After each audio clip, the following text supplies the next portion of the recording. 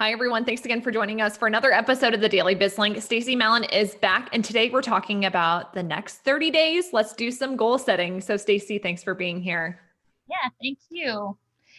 December for me, I used to, as I said before, I've taught fitness for many, many years, and it was always a little confounding why everybody's like, 1-1, let's like go to the gym and do all of our goals. So with my classes a few years ago, I started telling them to set December and use that 30-day, 31-day period to just get really good at setting a goal and holding themselves to the goal and getting to the goal. And so I don't know about you and your experience, but every time I go to the gym, I was always like, who are all these humans that are here on January 2nd? And I get really irritated actually, because those people would, come for a few weeks and then be gone. So I don't know if you've had that experience on the January 1st timeline. Just goal setting seems to be organized around that time. Yeah, well, December is National Business Planning Month, and this is the time of year where we're all thinking ahead about what we want to do and what we want to accomplish. But I think what it really comes back to is just the idea of creating habits and making this part of like your actual rituals and routines. Because if you don't, you're so much more likely to fall off the track, which I think that's what a lot of people do. They have these great intentions, they create these huge lofty goals in January, and then by the end of the year, they're like, "Oh, I really meant to do that, but I didn't quite accomplish it." So let's start it again on January 1 of the following year. Yes, exactly. And I found that for the people that took my advice and really tried to do something in December, they went January with far more momentum. They also understood what worked and what didn't work for them. And I feel like it's a trial period too. And the first step for me in setting a great goal is choosing the goal wisely. And Blake and I are talking about this on a 3-part series of our Optimized AF podcast over the next several weeks, because it's something that he and I have both done, is set these December goals.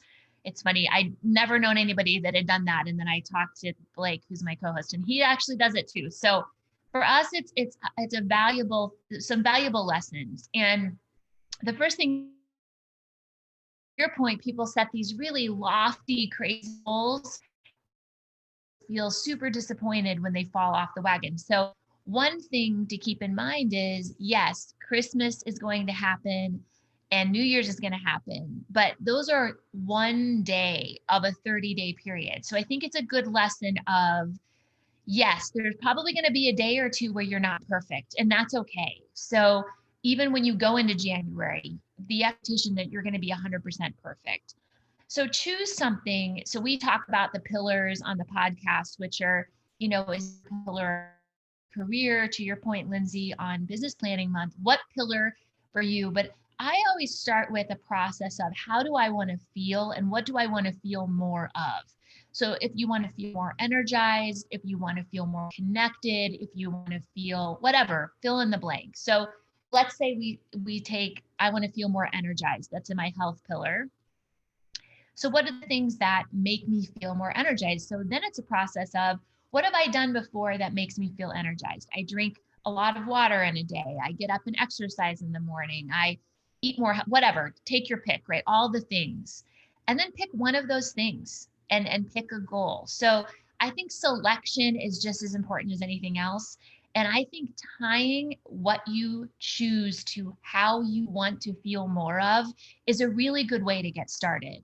Because if you're in business planning mode, the 30-day business planning mode, a good opportunity is goal setting, having a goal of having very clear goals as you go into January 1st, right? So if you want to feel more organized, more pulled together, and more on the same page, it's a great goal to set a goal of creating strong goals. And I think that in all the other realms of connectivity and family and a practice of meditation to get you closer to being a little bit more calm and grounded going into the holidays. Those are all really good practices, but it's so individual. Yeah, I love the idea of, really focusing on those feelings, because a lot of times we think, oh, it's defined by how much money we make professionally or what the number shows on the scale that equates to how healthy I am. But I like your idea about like, okay, I want to feel a certain way. I want to feel energized. And these are the things that make me feel energized, which I think applies to both personal and professional life. So that's a really great concept that I think people should focus in on. So as we look to wrap up today's conversation, certainly I encourage everybody to listen to your podcast since you're doing that 3-part series. I think there's a lot of additional great advice in there. But is there anything else you'd like to leave our audience with? Keep it simple. That's one super complex, convoluted goal. Keep it very simple because the goal here is to have success in your goal.